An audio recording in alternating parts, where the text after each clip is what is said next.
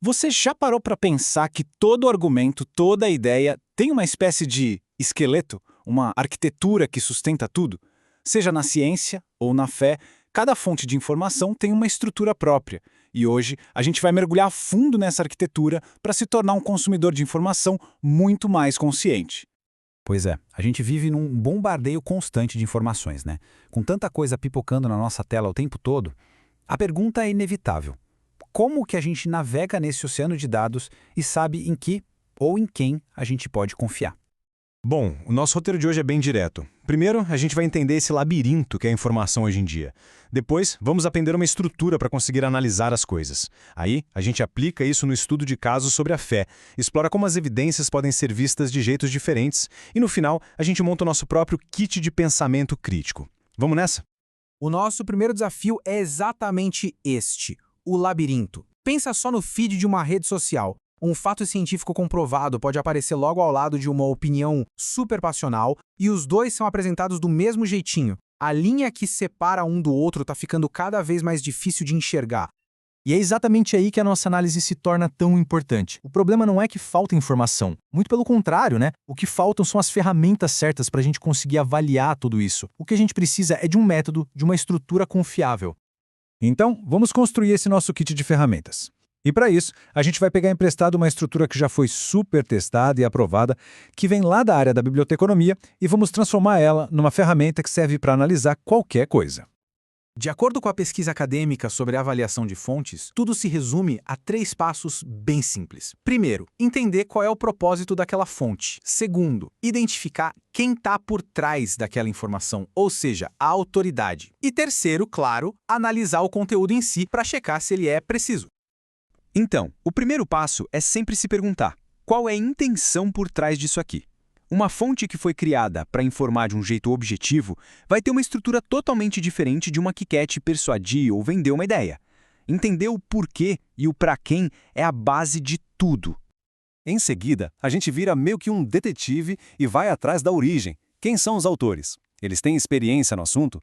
E, talvez o mais importante, eles mostram de onde tiraram as informações?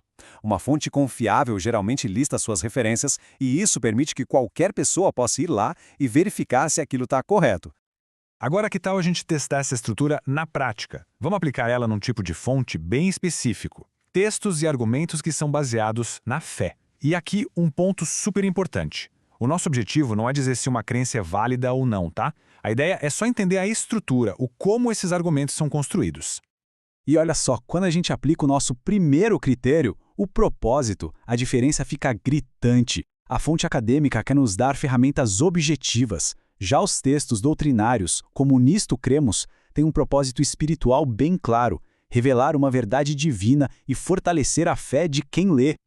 Beleza, agora vamos para o segundo passo, a autoridade. Se no mundo acadêmico a autoridade vem dos dados, dos especialistas, das pesquisas, no sistema de crenças que a gente está analisando aqui, a autoridade fundamental, a palavra final, é uma só, as Escrituras Sagradas.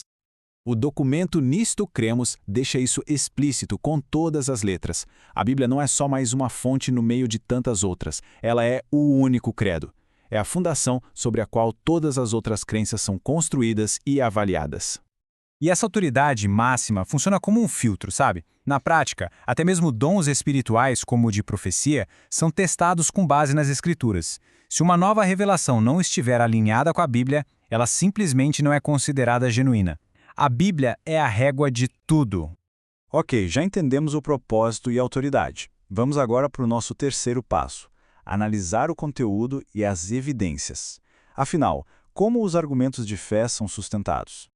Uma das principais fontes de evidência que aparece é a própria natureza. A lógica aqui é que a complexidade e a beleza que a gente vê no mundo, desde a órbita perfeitinha da Terra até a estética de um animal, são tão incríveis que funcionam como assinaturas de Deus apontando para a existência de um designer inteligente. E essa visão toda é amarrada por passagens bíblicas, como essa de Jó. Nesse contexto, a natureza não é só um fenômeno para a gente estudar, mas um testemunho direto, que ensina sobre a existência de um Criador.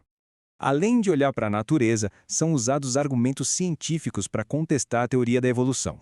Um deles é a complexidade irredutível, que diz que alguns sistemas biológicos são complexos demais para terem evoluído passo a passo. Outro é a entropia genética, que argumenta que as mutações, na verdade, levam à perda de informação e não ao ganho. E tem o famoso exemplo das moscas da fruta, usado para dizer que, mesmo depois de um século de mutações forçadas, elas continuam sendo moscas, nunca viram outra espécie. E a arqueologia como entra nessa história? Bom, segundo as fontes, os achados como selos antigos não servem como uma prova definitiva da fé. A ideia é outra.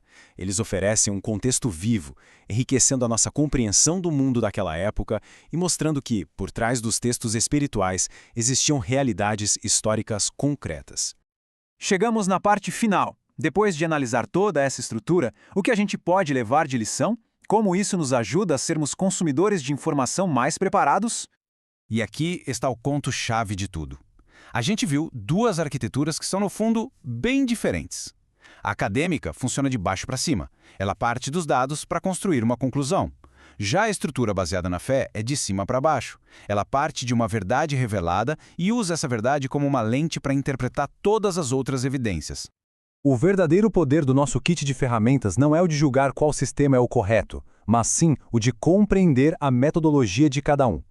Saber como um argumento é construído nos permite analisá-lo de uma forma muito mais profunda, muito mais consciente. E para fechar, fica uma pergunta para reflexão. Da próxima vez que alguém se deparar com uma informação nova, qual será a primeira pergunta que virá à mente? Será sobre o propósito, a autoridade ou sobre as evidências? Só de ter essas perguntas no radar, a gente já começa a navegar com muito mais clareza nesse mundo tão complexo da informação.